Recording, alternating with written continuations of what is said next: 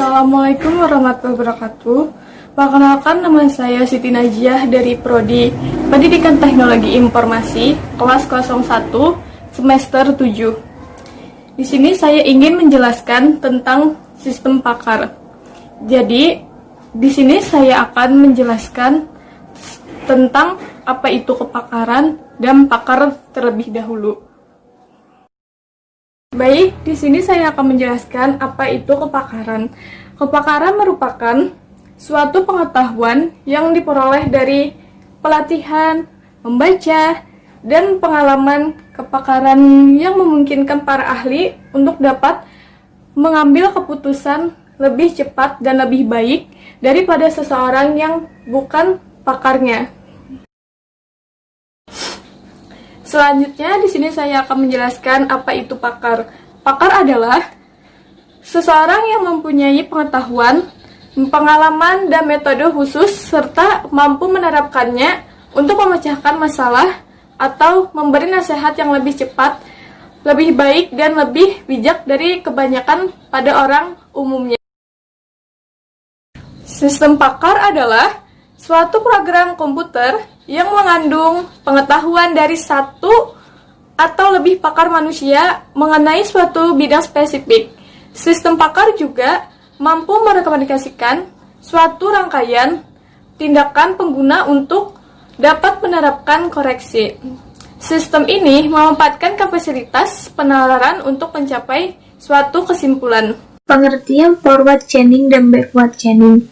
Forward chaining adalah pelacakan ke depan yang memulai dari sekumpulan fakta-fakta dan mencari kaidah yang cocok dengan dugaan atau hipotesa yang ada menuju kesimpulan.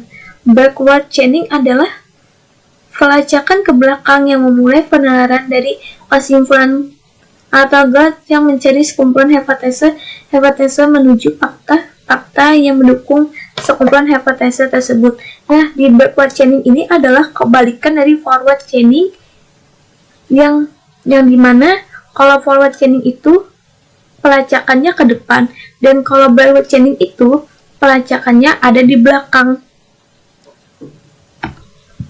Contoh kasus yang saya ambil di sini adalah sistem pakar penasehat keuangan. Kasusnya yaitu seorang user ingin berkonsultasi apakah tepat jika dia berinvestasi pada stok IBM.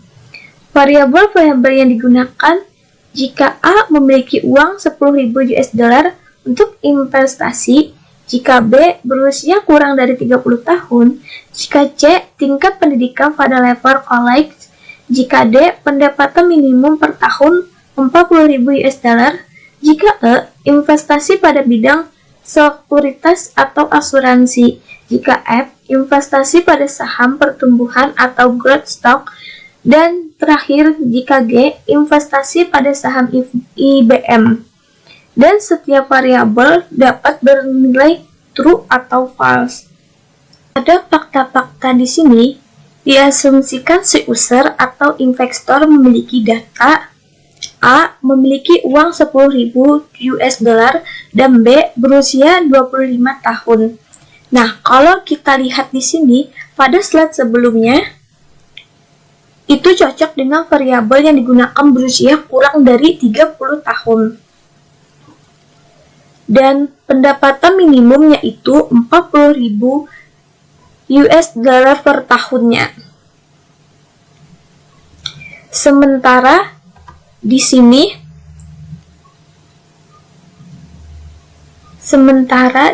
dia memiliki uang 10.000 US dollar. Oke, di sini dia ingin meminta nasihat apakah tepat jika berinvestasi pada IBM stock. Ya, di sini ada rules. Rulesnya di sini ada 5 rule. Yang pertama ada jika seseorang memiliki uang 10.000 US dollar untuk berinvestasi dan dia berpendidikan pada level college, maka dia harus berinvestasi pada bidang sekuritas. Dan lanjut pada rule kedua, jika seseorang memiliki pendapatan per tahun minimal 40 US dollar dan dia berpendidikan pada level college, maka dia harus berinvestasi pada pertumbuhan atau growth stock. Dan di sini kita lanjut lagi ke rule ketiga.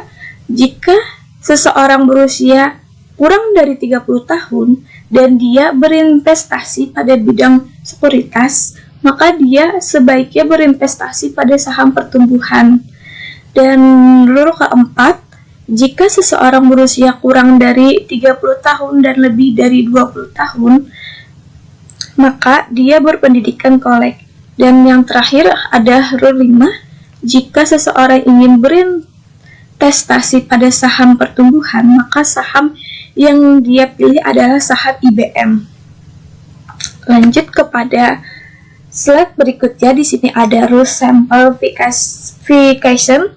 Terus simplification ini adalah bentuk sederhana dari rule pertama yang saya jelaskan tadi, di mana ada R1. Rules pertama itu ada if A dan C, maka kemudian itu sama dengan rule pertama tadi dan seterusnya. Lanjut, kita masuk pada perbandingan forward chaining dan backward chaining. Jadi di sini kesimpulannya dari penjelasan forward chaining dan backward chaining tadi, perbandingan antara forward chaining dan backward chaining yaitu data driven, karena inferensi ini menggunakan informasi yang ditentukan oleh user untuk memindah ke seluruh jaringan dari logika AND dan OR sampai sebuah terminal ditentukan sebuah objek aturan atau rule, di mana menentukan objek membentuk path atau lintasan yang mengarah ke objek. Dan sedangkan backward chaining merupakan kebalikan dari forward chaining, di mana mulai dari sebuah hipotesa atau sebuah objek dan meminta informasi untuk meyakinkan atau mengabaikan. Sekian dari pemaparan materi dari saya, semoga bisa bermanfaat bagi kalian semua. Wassalamualaikum warahmatullahi wabarakatuh.